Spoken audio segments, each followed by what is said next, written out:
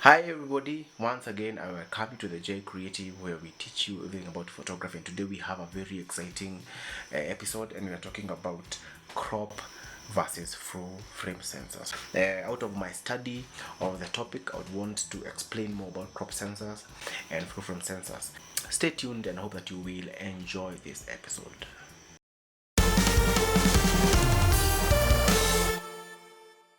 Good, we are back. And first of all is to understand what is a sensor. Now, a sensor is one of the components of the camera that its main aim is to record the image. Now, I would want us to understand that we know the camera anatomy. We know in a DSLR or a mirrorless, apart from the lens, on the body we have on a DSLR we have the mirror, then we have the shutter, and then we have the sensor. On a mirrorless we have the shutter and we have the sensor. And so the sensor is the component that records the image. When it passes through the lens and through the shutter, it records the image and then records it to the SD card. Now a sensor is very important. In fact, I tend to think that the sensor is one of the most expensive components in the camera, and that's what determines the expense of a camera.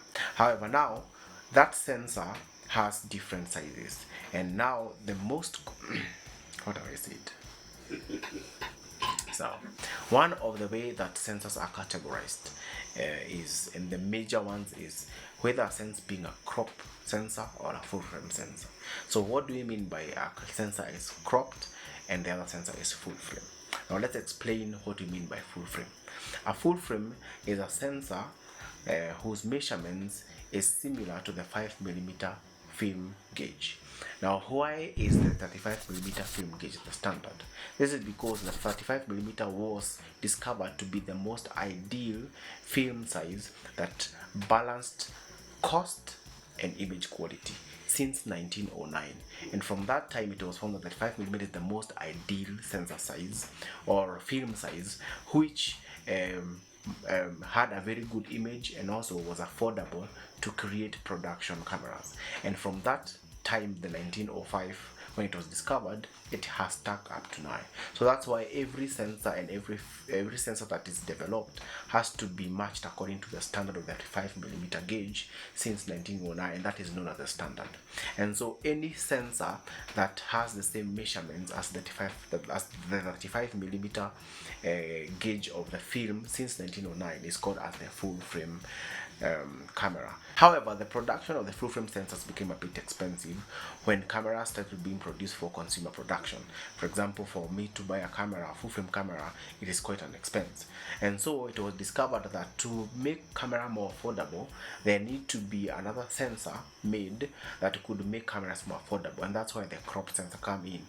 So what do we mean by the crop sensor? A crop sensor is, as it is said, is a crop sensor. It's a full frame sensor that is cropped in a little bit, or a crop sensor is derived from a full frame sensor. Now there are several kinds of crop sensors, but today we're going to discuss two. Number one is an APS-C sensor and a micro four thirds sensor. Now depending on the ratio by which the full frame is reduced, then it also depends on whether it's a micro four thirds or APS-C sensor.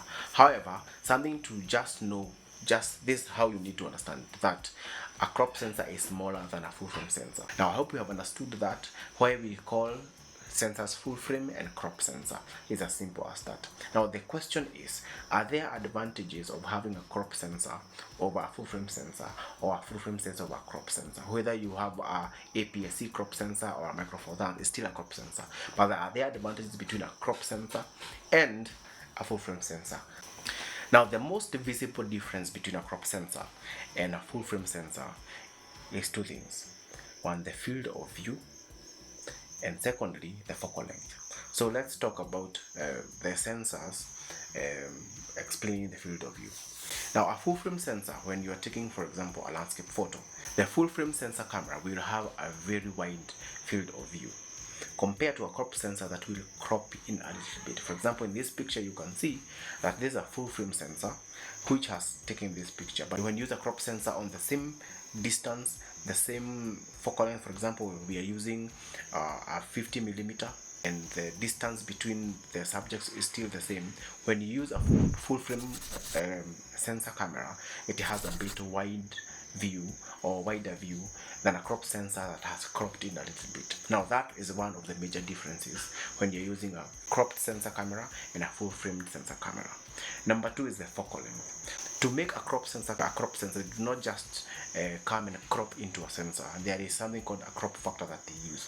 For example, I use this example. For example, for a Nikon crop sensor, the crop factor is 1.6, meaning that the full frame camera is 1.6 times larger than the crop sensor. For example, a Canon camera, the crop factor is 1.5, meaning that the full frame sensor of a Canon camera is 1.5 times larger than a crop sensor of a Canon camera. So meaning that they do not just cut into, they use crop factors, and so it's important for you to understand that there is a formula they use to cut it. Therefore, knowing the crop factor of a crop sensor, we can be able to understand how it affects the focal length. For example, when you're in a full frame camera and you're using a 15mm, it means that you're getting the real wide view or the real focal length of a 50mm. However, when you take the same 50mm lens and put it on a crop sensor camera, you no longer get the real 50mm lens. You have to multiply that with the crop factor. For example, let us take a full frame camera of a Canon, for example a D850 of a Nikon camera, and then we take a D7100 crop sensor camera from the same Nikon brand. It means that when you use a 50mm on these two cameras, you will not have the similar focal length because of the crop factor that is in the crop sensor D7100 of the Nikon camera. So this is what I mean. The 50mm on the D850 Nikon brand camera will be an exact as a 50mm as it's supposed to be. However, when you use a 15mm on a D7100, which is a crop sensor, and the crop factor is 1.6, you have to multiply 15mm times 1.6 and it will give you around 80 or 75mm. Meaning, when using a 50mm on a crop sensor, it is equivalent to using a 75mm on a full frame camera. Hope we understand that, so that when you take a 50mm onto a crop sensor, you have to have it in your mind that you're not getting the real 50mm. You are more tighter to a bit 75mm. Now you can do all those calculations. When you put a 35mm on a crop sensor, it will be around 57mm. When you take 85mm on a crop sensor, it will be around 100mm.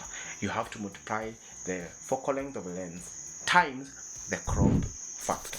Now those are the two ways or the two differences that are very visible and very vocal when you're using a crop sensor versus a full frame. I know you may have some questions. If you have some questions, feel free to put them down in the comment section below. Also make sure that if you have any additional comments, the section below is a place where you can put them comments. We'll be very glad to have your comments and to have your opinions on the same. And also, if you want to learn more about photography and everything that pertains about photography, I'm recommending that you subscribe to our channel by clicking on the red subscribe button below. Make sure that you click on it now immediately. Do not postpone it. In fact, pause and subscribe. Then click on the notification bell button so that you can receive every notification when we release a new video. So make sure that you learn more. Also follow us on our website learn.thejcreative.com. Follow us if you want to learn physical photography classes. We have our photography school called Photo Launch open for you for physical class, a 7-week course that will make you a pro and a better photographer than you are, or maybe will sharpen your skills concerning photography. And also make sure that you look forward to our online classes that are underway, being recorded, and we are here to serve you. We are here to make you educative, informative about photography, and all I will ask you to do is continue being creative.